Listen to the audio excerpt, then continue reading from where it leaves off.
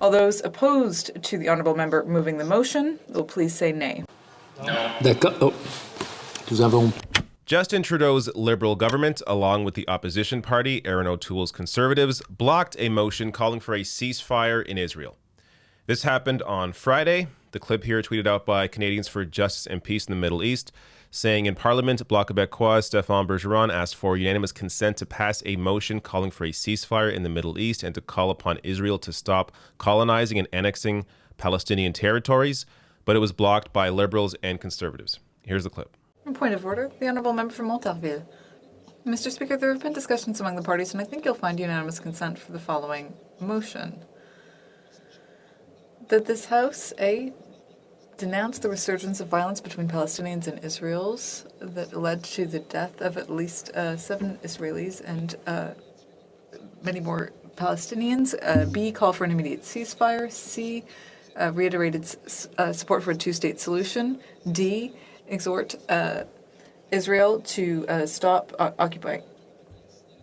acquiring more Palestinian territory. E, denounce the Hamas rockets against civilians. F, call on Israelis and Palestinians to quickly return to the negotiating table to find a lasting peace. All those opposed to the honourable member moving the motion will please say nay. D'accord. Oh. Nous avons... We do not have unanimous consent. So the Liberal government and the Conservatives blocked what is essentially the bare minimum, calling for a ceasefire, calling for a two-state solution, which is the compromise right now. You have human rights activists and professionals calling for a one state with equal rights, as Israel has taken so much land from Palestinians that a two-state solution would be impossible unless Israel gives up a ton of land. Calling for an end to illegal Israeli settlements. The UN has called this a human rights violation, denouncing attacks from both Hamas and Israel, calling for negotiations. This is the bare minimum. And our government and conservatives couldn't even sign off on this. Now, I'm going to show you as well what the NDP and the Greens have said about this issue. First up here, this. UN Security Council members on calling for Israel-Palestine ceasefire. You have here every country except for the US calling for a ceasefire. The reason I'm showing you this is because Canada recently lost a bid to be on the UN Security Council. If they were on the Security Council, they would be right here under the US, opposing a ceasefire against the wishes of every other country. As Christo Avalis writes here, on a day like this, I'm happy we lost the Security Council seat because we 100% would have voted with the USA. Absolutely. Canadians for Justice and Peace in the Middle East tweeted out here once again, Israel has rejected a ceasefire. This is from today. Israel has rejected a ceasefire and says its murderous airstrikes on Gaza will continue in full force. Netanyahu claims to have the support of Canada. Justin Trudeau and Marc Garneau must condemn Israel's war crimes and demand an immediate end to its aggression. Nikki Ashton here, NDP MP, who is a leader on this issue, tweeted out, Canada is complicit in Israel's brutal illegal occupation and now massacre of the Palestinian people. We must be clear, not in our name, not with our money. Time for Justin Trudeau to stand up to this horror. Time to stand up for freedom for Palestine. Hashtag Free Palestine. Now, Elizabeth May, former Green Party leader here, this is what she said during the this motion. Now, I'm showing you her words here because the current leader of the Green Party, Annamie Paul, is simply not good on this issue. Thankfully, other Green MPs are able, have the freedom to speak out and differ from the leader. So other Green MPs have spoken out on this issue, including former leader Elizabeth May, who said here, Mr. Speaker, the increasing crisis in the Middle East is a danger to the region and beyond. We are hobbled when we limit our response to both sides must de-escalate. Yes, they must, but true peace will never be achieved if we keep ignoring that one side is the occupier, the other is occupied. This current crisis was provoked by actions of the Netanyahu government and other extreme elements within settler groups. Can Canada speak out clearly to defend the Palestinian people against illegal annexation, illegal settlements, and illegal forced evictions?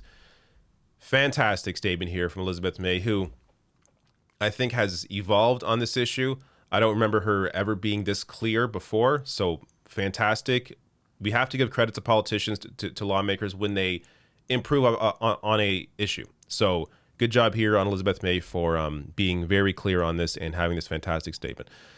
Dimitri Lascaris, who ran for Green Party leadership, ultimately lost to Annamie Paul, and Dimitri's fantastic on this issue as well.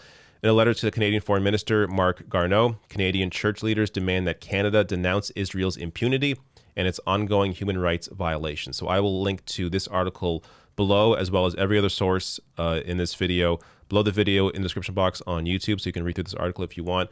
But here you have other groups within Canada calling for Israel to stop its human rights violations.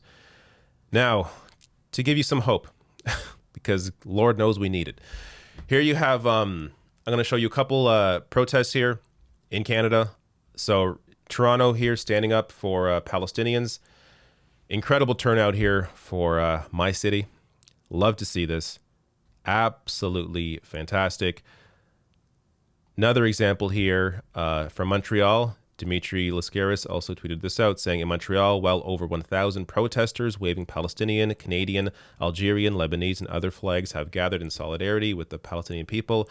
Hashtag Nakba Day 2021, hashtag Sheikh Jarrah, hashtag Gaza. Fantastic. So this sort of turnout gives me hope. There's also one in Ottawa as well, I believe Vancouver. You have Canadians coming out, standing up for Palestinians, standing up for human rights. You love to see it. And this is what is needed to put pressure on our government to change. Actions like this and like this. So this posted by Canadians for Justice and Peace in the Middle East. Again, a fantastic group that stands up for justice and peace in the Middle East. They put this letter together for Canadians to sign it. This gets sent out to your MP as well as the Prime Minister, and basically saying the government needs to stand up against Israel's human rights violations. So I will link to this, again, below the video in the description box on YouTube. It's important that your voice is heard, because this is how we change things. The media, as I've discussed in previous videos, has improved a little bit. There's been segments here or there that are actually representing the views of the Palestinians, and not even just of the Palestinians, but what is actually happening. Like objectively looking at the situation, recognizing that the Israeli government is the occupying force, that people in Gaza are living in an open air prison, that Israel holds all the power. They are the ones that have the ability to free Palestinians. Looking at this issue objectively and reporting it as such. So there has been some examples of that helps to push our government, inform people, as well as stuff like this. So again, do whatever you possibly can